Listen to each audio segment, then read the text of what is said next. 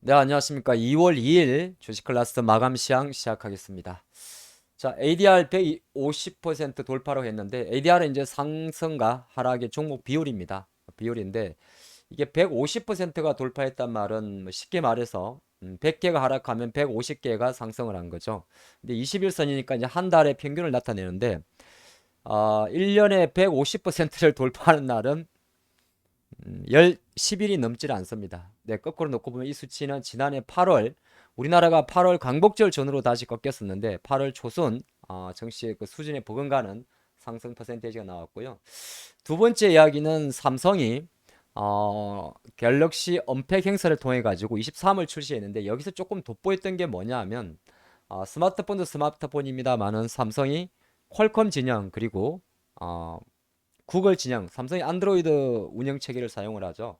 예, 구글 진영과의 동맹을 강화했습니다. 그러다 보니까 일각에서는 삼성의 XR 글래스, AR 글래스가 빨리 나오지 않겠느냐, 그 기대감이 있으면서 오늘 많은 관련 종목들이 움직였는데, 어떤 종목들이 조금 더 있는지 체크하는 시간을 갖도록 하겠습니다. 자, 좋아요 누르셨죠? 시장을 좀 보게 되면 오늘도 상당히 강한 흐름을 보였습니다. 미국은 이제 금리를 올렸습니다. 올렸고, 약간 지금 한국하고 미국의 기준금리 차가 125pp 정도 벌어져 있습니다. 우리나라가 2월 달에 한 번 더 금리 발표가 있는데, 과연 다시 한번 1월에 선제적으로 올렸습니다만은 따라갈지 좀 지켜봐야겠습니다.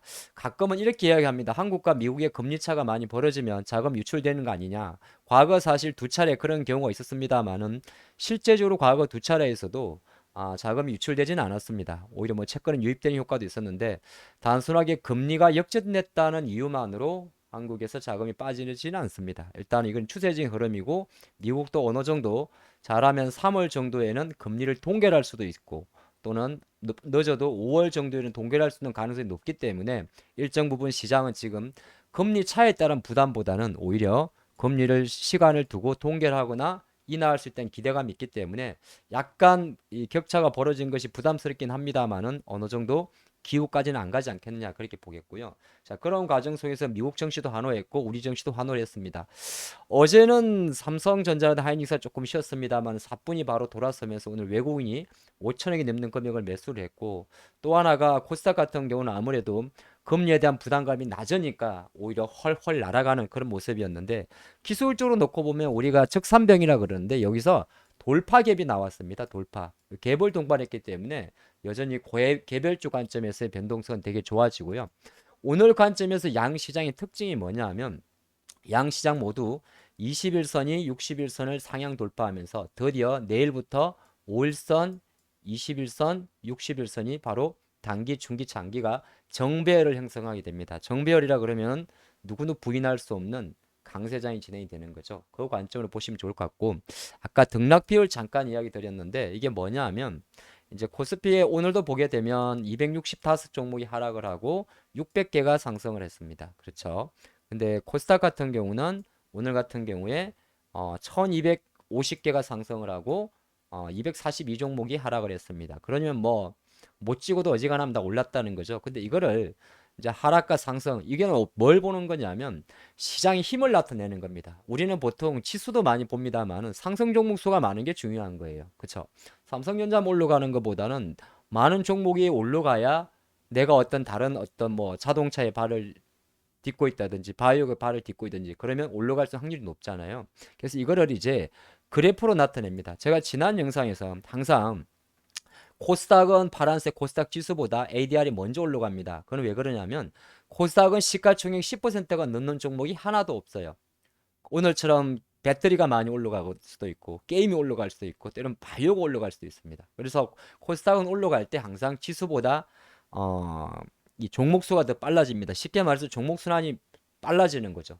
많아지는 거죠. 그런데 이게 150%가 넘어간 거는 데이터상으로 놓고 보면 지난해 8월 이후 처음이고, 보통 120%가 넘어가면 과열이라고 합니다. 그러면 시장이 꺾일 걸 준비해야 되냐? 뭐 그렇게 말하긴 그렇습니다만은 이 데이터만 놓고 봤을 때는 시장은 일정 부분 어느 정도 시간이 지나고 나면 이 가파른 상승세에서 충분히 숨고르기는 들어갈 수 있습니다.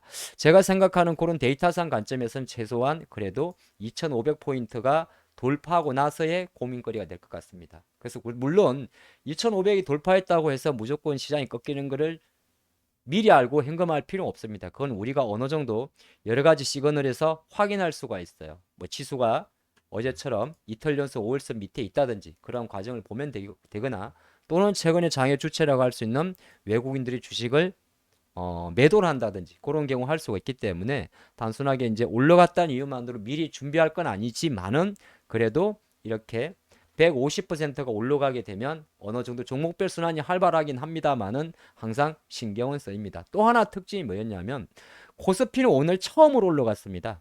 빨간 선이 파란 선 올라간 게 거의 지난해 11월 달에 잠깐 이후 처음이에요. 이 말은 뭐죠? 이제 코스피 종목들도 어떻게 보게 되면 단순하게 시가총액 상위 종목, 우리가 말해서 패시브 자금이라고 이야기하는 꼭 삼성전자, LG에너지솔루션, 하이닉스, SDI, 뭐 네이버, 카카오 아니다 하더라도 저 밑단에 있는 다른 친구들, 뭐 예를 들어서 뭐 중국 관련 소비주라든지 또는 뭐 방산주라든지 우주항공이라든지 이런 종목, 정권주라든지 이런 종목으로도 약간 순환이 돌고 있구나. 이걸 좀 느낄 수가 있어요. 네, 이렇게 좀 살펴드리겠고, 두 번째 이야기를 좀 이어가면, 자, 이게 뭐냐 하면 어저께 삼성전자가 미국에서 라스베가스에서 갤럭시 행사를 하면서 삼성전자 노태문 사장과 퀄컴 그리고 구글 진영이 서로 프레젠테이션에서 헉을 하는 장면입니다. 그러다 보니까 시장에서는 자 우리가 XR 글래스가 나오게 되면 이 퀄컴의 스냅드래곤 8 젠2 시리즈는 XR 글래스를 만들기 위해서 만들어둔 퀄컴의 칩입니다. 근데 이걸 이렇게 뭐 설계를 하게 되면 퀄컴이라는 회사가 설계를 하게 되면 이걸 제조 자체를 삼성이 하게 되는데 밑에 아예 대놓고 적어놨어요. 포 갤럭시라고. 그 말은 뭐냐 하면 실제적으로 조만간에 이거는 사실 지난해 9월 달에 퀄컴은 스냅드래곤 8 젠2 시리즈를 이미 플랫폼 관점에서 설계가 끝났었고요. 그런 관점이 있기 때문에 충분히 시장 일각에서는 퀄컴과 그 다음에 삼성 우리 스마트폰의 주요 운영 체계는 바로 구글 안드로이드를 사용하기 때문에 이 3자 동맹 자체가 어느 정도 좀 과시화될 수 있지 않나 그렇게 볼 수 있습니다. 물론 이 관련해서 아직 AR 글래스가 언제 나올지는 알 수 없습니다만 오늘 시장에서 움직인 몇 개 종목들을 하나 보게 되면 자 그러면 AR 글래스라고 이야기하면 아무래도 FMM 장비나 올레도스가 들어가게 되는데 디스플레이 쪽에서 대표적인 종목이 이제 선익 시스템이라는 종목이 있을 것 같고요. 또 하나가 선도기원이라는 종목도 있습니다. 선도기원 같은 경우는 좀 작은 기업인데 우리가 XR이나 AR 글래스에서 많이 나오는 디스플레이가 보통 마이크로 LED라고 이야기합니다. 우리가 보통 OLED가 있을 것 같고 미니 LED가 있고 또 그보다 더 작은 게 마이크로 OLED인데 아무래도 화면 작재가 되게 작죠. 그리고 이 AR 글래스라든지 XR 글래스의 핵심은 뭐냐 하면 고해상도입니다. 그러다 보니까 기존의 OLED보다는 조금 더 디테일한 마이크로 OLED가 채택을 확률이 되게 높은데 그것과 관련된 기업들이 대부분 선도기원이라는 기업도 있습니다. 아까 말씀드렸던 선익 시스템도 마찬가지고요. 또 하나가 지금 약간 풍원정밀이라는 기업이 있는데 이 기업은 실제적으로 삼성과 어느 정도 비즈니스를 하다가 하고는 있는데 약간 지금 왜냐하면 마이크로 LED나 이쪽이 아직 완벽하지가 않습니다. 리페어 장비도 마찬가지고 그러다 보니까 이런 관련 기업이 있다 정도만 생각하시면 좋을 것 같아요. 또 하나 오늘 시장에서 움직였던 바로 코세스라는 기업도 마찬가지입니다. 이 회사의 주가가 오늘 되게 좀 변동성이 컸는데 이거는 리페어 장비라고 이야기를 합니다. 그러니까 시장에서는 일정 부분 근데 이게 왜 제가 한번 정리를 해드리냐 하면 실제적으로 이제 올해 같은 경우는 충분히 이러한 종목들이 이러한 이슈 자체가 계속 화두가 될 수 있기 때문입니다. 또 하나가 우리가 메타 환경으로 들어가게 되면 우리가 눈으로도 보지만은 이렇게 만지고 싶건 햅틱이라는 단어가 들어오는데 햅틱 관련해서 시장에서는 동훈 아나텍이라는 기업 자체가 보통 삼성과 햅틱 관련 사업을 하고 있습니다. 물론 동훈 아나텍은 원래 카메라 모듈 기업이고 최근에는 당뇨 관련 이슈도 진행되고 있습니다만 기업적인 측면에서는 이런 기업들이 좀 거론이 되고 있습니다. 그래서 제가 몇몇 저급 기업들 좀 체크를 해드렸습니다만은 본 기업에 대한 텍스트는 제가 영상 하단에 적어두도록 하겠습니다. 자, 그래서 이제 시장 관점에서는 어쨌든 미국이라는 또 큰 이벤트가 잘 마무리가 됐기 때문에 제가 보는 관점에서는 일단 시장 관점에서는 올해 겪어야 될 첫 번째 관문은 무난하게 지나갔다. 이렇게 보시면서 오늘을 마감하도록 하겠습니다. 내일도 성공 투자하시기 바랍니다.